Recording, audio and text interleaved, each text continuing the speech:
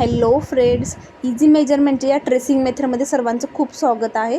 आजचा हा पार्ट आहे स्लीव्ज मेजरमेंटचा. यामध्ये आपण स्लीव्ज मेजर करणार आहोत. रुंदीसाठी आपण 10 सेंटीमीटर स्लीव्ज घेतली आहे आणि लांबी म्हणाल तर ह्याची 11 आहे. आणि सेंटर पार्ट का काढलेला आहे जेणेकरून की आपली डिझाईन ही क्रॉस नाही जाणार आणि वर्क ही खूप छान दिसेल. आणि जर अनदर जो काय प्लेन पार्ट आहे त्यामध्ये जर कस्टमरला बुट्टी वर्क किंवा थोडंसं हेवी वर्क हवं असेल तेही क्रॉस जाणार नाही. परफेक्ट मेजरमेंटनुसार आपण हे वर्क करू शकतो.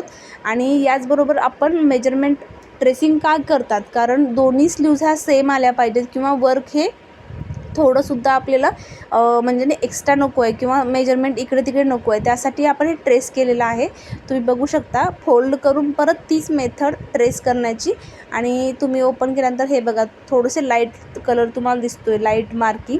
त्यानंतर ते आपण डार्क करून घेतले आहे. प्रॉपर असं दोन्ही साईडचं मेजरमेंट आपलं झालेलं आहे स्लीव्जचं. आणि आता हा ब्लाऊज रेडी झालेला आहे आरीवर्क करण्यासाठी.